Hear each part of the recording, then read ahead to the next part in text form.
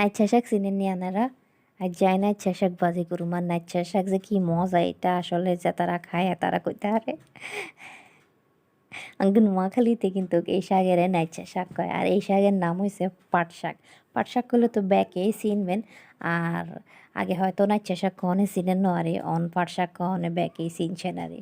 তো যাই নাইচ্ছা শাক ভাজি করুম, তো ব্যাকে চাইতেই থান আর কোনো আনে যাইবেন না। ভিডিওটি একদম প্রথম ধরে শেষ পর্যন্ত চাইবেন, এটা আর অনুরোধ, কোনো আনে যাইবেন না।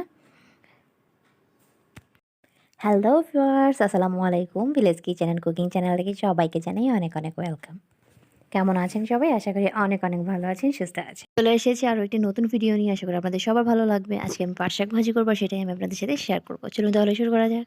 তো আমি চুলায় কড়াই বসিয়ে দিয়েছি এবং তাতে শুকনো মরিচ এবং পেঁয়াজ আর রসুন দিয়ে কিছুক্ষণ ভেজে নিয়েছি। তো ভাজা হয়ে গেছে। তো আমি এখন এ পর্যায়ে দিয়ে দিব পাট শাক। পাট শাকগুলো আমি আগেই ধুয়ে কেটে কেটে ধুয়ে রেখেছিলাম। তো আমি এখন পাট শাকগুলো দিয়ে দিচ্ছি, দিয়ে পেঁয়াজের সাথে ভালো করে মিশিয়ে নিচ্ছি। তো একে একে সব শাক আমি দিয়ে দিয়েছি।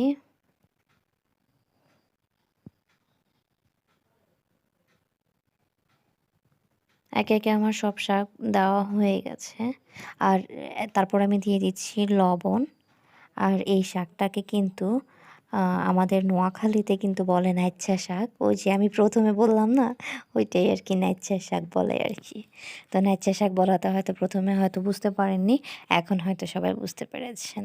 তো আমি এখন সবগুলো শাক দিয়ে সব ঢাকনা দিয়ে কিছুক্ষণ ভেজে নিচ্ছি। তো দেখতেই পাচ্ছেন শাকটা কিন্তু অনেকটাই সিদ্ধ হয়ে এসেছে। আর এই শাকটা না অনেকগুলো রান্না করলেও না একেবারে অল্প হয়ে যায়। মানে অন্যান্য শাকের তুলনায় এই শাকটাতে আমার মনে হয় যে বরকত কম।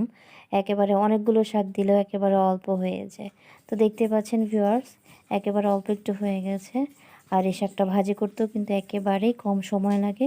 অনেক তাড়াতাড়ি এই শাকটা ভাজি হয়ে যায়। তো শাকটা ভাজি হয়ে গেছে, এখন আমি চুলা থেকে নামিয়ে একটি বাটিতে সার্ভ করে নিচ্ছি। তো দেখতেই পাচ্ছেন ভিউয়ার্স, শাকের কালারটা কিন্তু একেবারে সবুজ সবুজই আছে, কালার কিন্তু চেঞ্জ হয়নি বা কোনো ডিসকালার হয়নি। আর এই শাক ভাজি দিয়ে গরম ভাতের সাথে ওই যে শুকনা মরিচ ভাজা দিয়ে খেতে কিন্তু দারুণ মজা। আর আশা করি আপনাদের সবার কাছে কিন্তু ভালো লেগেছে। আমার কাছে তো খুবই ভালো লাগে, আশা করি আপনাদের কাছে অনেক ভালো লাগবে। আর ভিউয়ার্সদের উদ্দেশ্যে আরেকটা কথা না বললেই নয়, সেটা হচ্ছে আপনারা আমার ভিডিওটি দেখে চলে যান কেন? আপনারা আমার চ্যানেলটি সাবস্ক্রাইব করেন না কেন?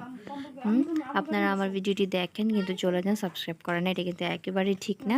আপনাদেরকে বলবো প্লিজ আমার চ্যানেলটি সাবস্ক্রাইব করবেন এবং পাশে থাকা বেল বাটনটি অন করে দিবেন। তো আর নাইচ্ছা শাক ভাজি কেমন হয়েছে এটা অবশ্যই জানাবেন। আল্লাহ হাফেজ।